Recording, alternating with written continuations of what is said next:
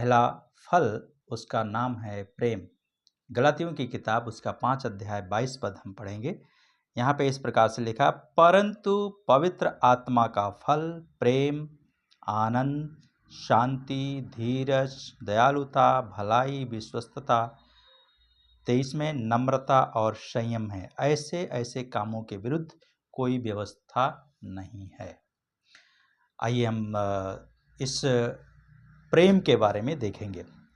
तो पहली जो चीज़ है और टॉपिक में हम लोग जाएंगे, तो पहली जो बात है वो ये है कि परमेश्वर प्रेम है।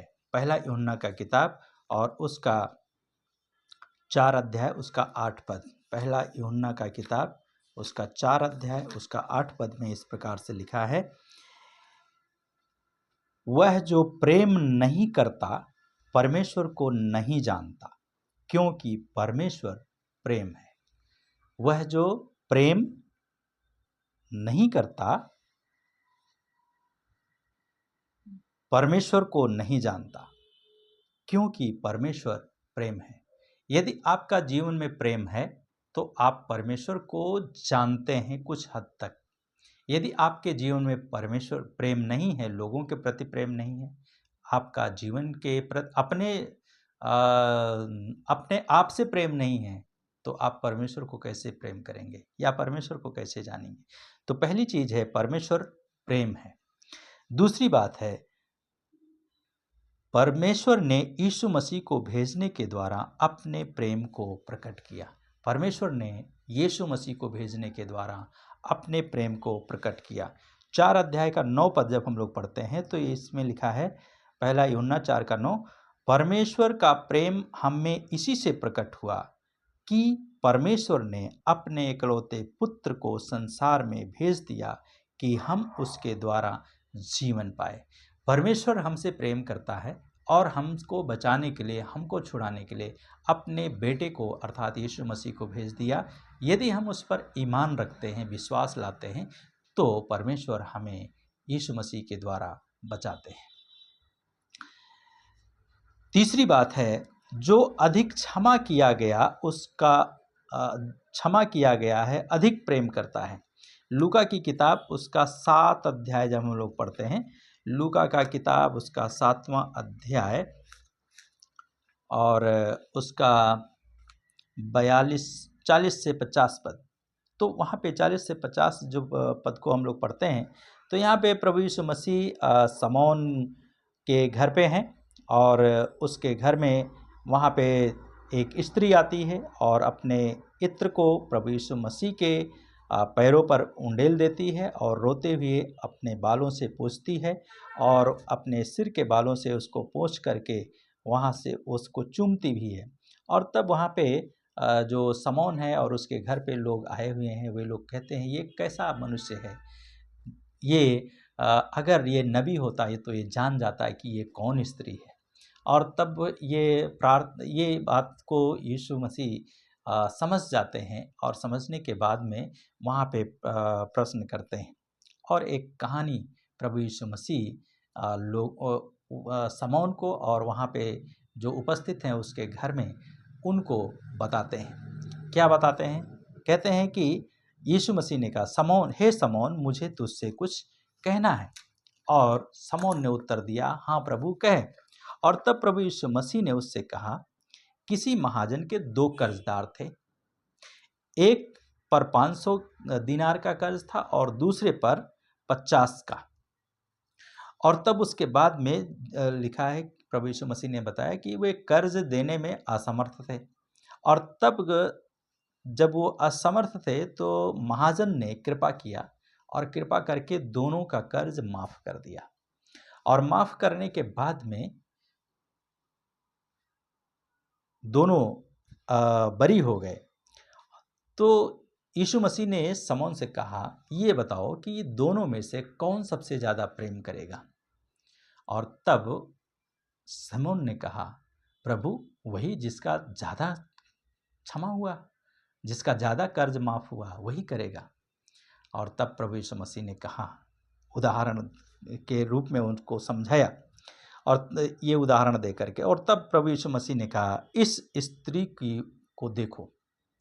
उसकी ओर पलट करके प्रभु यीशु मसीह ने देखा और उसको कहा, देखो इस स्त्री को, इसने जो बहुत पाप किए थे आज इसके पाप क्षमा हुए, क्योंकि मैं तेरे घर आया, तूने मुझे पांव धोने के लिए पानी नहीं दिया, तौलिया नहीं दिया, लेकिन जब से ये आई है अपने आँखों से मेरे पैरों को भिगोना और अपने बालों से बाल को पैर को पोंछना, और तुमने मुझे चूमा नहीं दिया लेकिन इसने मेरे पाँव को भी चूमा है। इसने जो बहुत पाप किए थे ये इसके पाप क्षमा हुए। तो हमारा और आपका जीवन में जो पाप है, अधिक से अधिक पाप है, वो परमेश्वर क्षमा करता है। और इसलिए प्रभु यीशु मसीह ने इस प्रकार से कहा कि जिसका ज़्यादा क्षमा होगा, जो ज़्यादा पाप करता है वो ज़्यादा प्रेम भी करता है। जैसे पौलुस, उदाहरण के लिए पौलुस के बारे में भी हम लोग पढ़ते हैं कि पौलुस ने कलीसिया को सताया, लेकिन पौलुस ने से प्रभु यीशु प्रेम किया और प्रेम करके उसको प्रेम के बदले में उसको शहीद भी होना पड़ा।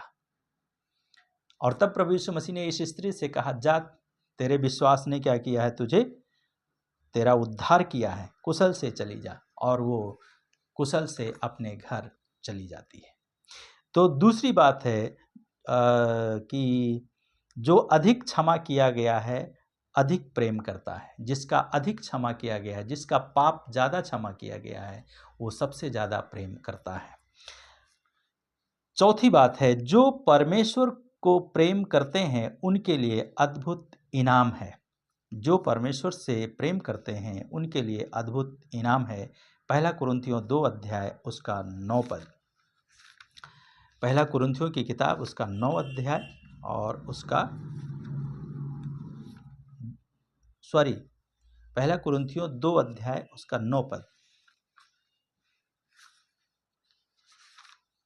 यहाँ पे इस प्रकार से लिखा है, पर जैसा लिखा है, जिन बातों को आँख ने नहीं देखा और न कान ने सुना और मनुष्यों के हृदय में नहीं समाई, उन्हीं को परमेश्वर ने अपने प्रेम करने वालों के लिए तैयार किया है। तो परमेश्वर अपने लोगों के लिए क्या तैयार किया है? अद्भुत इनाम तैयार किया है। और रोमियो 8 का 28 जब हम लोग पढ़ते हैं तो यहाँ पे लिखा है कि और हम जानते हैं कि जो लोग परमेश्वर से प्रेम रखते हैं, जो लोग परमेश्वर से प्रेम रखते हैं उनके लिए सब बातें मिलकर भलाई को उत्पन्न करता है, अर्थात उन्हीं के लिए जो उसके अभिप्राय के अनुसार बुलाए गए हैं। तो यहाँ हम लोग पढ़ते हैं, बाइबल में पढ़ते हैं कि परमेश्वर हमसे और आपसे अद्भुत प्रेम करता है। क्या आप परमेश्वर से प्रेम करते हैं जैसा परमेश्वर आपसे प्रेम करता है? क्या आप भी उससे प्रेम करते हैं? आप उसके वचन को पढ़ते हैं, आप उससे प्रार्थना करते हैं, आप उसके साथ संगति करते हैं, उसके लोगों के साथ संगति करते हैं। क्या आप करते हैं? ये आत्मा का पहला फल में ये बात हमें और आपको देखने के लिए मिलती है। तो प्रेम के गुण के बारे में उदाहरण यहाँ अगर हम लोग देखते हैं तो पहला कुरिन्थियों उसका 13 अध्याय जब हम लोग पढ़ते हैं तो पूरा अध्याय प्रेम के बारे में हम लोग पढ़ते हैं 1 से 13 पद में। पहला कुरिन्थियों 13 अध्याय 1 से 13 पद। तो वहाँ पर हम लोग प्रेम के बारे में पढ़ते हैं। प्रेम झुंझलाता नहीं है, प्रेम डींग नहीं मारता है, प्रेम ईर्ष्या नहीं करता, प्रेम जलन नहीं रखता, प्रेम सब बातें सहता है। क्या हम अपने घर में, अपने परिवार में, अपने समाज में लोगों की सह रहे हैं? यदि हम सह रहे हैं तो हम परमेश्वर के आत्मा का जो पहला फल है प्रेम, उसको हम अपने जीवन में लोगों के सामने प्रकट कर रहे हैं। पांचवी बात है, परमेश्वर के लिए प्रेम और पड़ोसी के लिए प्रेम सबसे पहले होना चाहिए। हमें अपने पड़ोसियों से प्रेम करना चाहिए। लूका का सुसमाचार 10 अध्याय और उसका 27 पद में इस प्रकार से लिखा है। लूका का सुसमाचार 10 अध्याय 27 पद। यहाँ पे लिखा है कि और उसने उत्तर दिया, तू प्रभु अपने परमेश्वर से अपने संपूर्ण हृदय और संपूर्ण प्राण और संपूर्ण शक्ति और संपूर्ण बुद्धि से प्रेम कर तथा अपने पड़ोसी से अपने समान प्रेम कर। अपने पड़ोसी से अपने समान प्रेम कर। पहले परमेश्वर से, फिर पड़ोसी से। यदि हम परमेश्वर से ही नहीं प्रेम करेंगे तो पड़ोसी से कैसे प्रेम करेंगे? तो इसलिए सबसे पहले हमें परमेश्वर से प्रेम करना है, फिर अपने पड़ोसी से प्रेम करना है। तो प्रेम हमें परमेश्वर से प्रेम करना है, परमेश्वर हमसे प्रेम करता है, हमें परमेश्वर से प्रेम करना है। तो परमेश्वर प्रेम है। और दूसरी बात देखा, परमेश्वर ने यीशु को भेजने के द्वारा अपने प्रेम को प्रकट किया। तीसरी बात देखा, परमेश्वर हमारे पापों को क्षमा करते हैं। चौथी बात, परमेश्वर प्रेम करते हैं और हमारे लिए अद्भुत काम करते हैं। परमेश्वर के प्रेम का जो उदाहरण है वो पहला कुरिन्थियों 13 अध्याय में है, पूरा है, हम उसको पढ़ते हैं। तो और छठी बात देखा कि परमेश्वर के लिए प्रेम और पड़ोसी के लिए प्रेम सबसे पहला है। सबसे पहले हमें परमेश्वर से प्रेम करना है और पड़ोसी से प्रेम करना है। क्या हम ये आत्मा के फल को अपने जीवन में लेकर के दूसरों के सामने प्रकट कर रहे हैं या नहीं कर रहे हैं? आइए हम प्रार्थना करें। प्रभु जी, हम प्रार्थना करते हैं इस वचन के द्वारा आप लोगों से बातें करें और लोग आपसे प्रेम करने वाले बने, पड़ोसियों से प्रेम करने वाले बने, अपने आप से प्रेम करने वाले बने और आपसे प्रेम करने वाले बने पहले, और आपकी महिमा हो यीशु मसीह के नाम से, आमीन। प्रभु आशीष दे।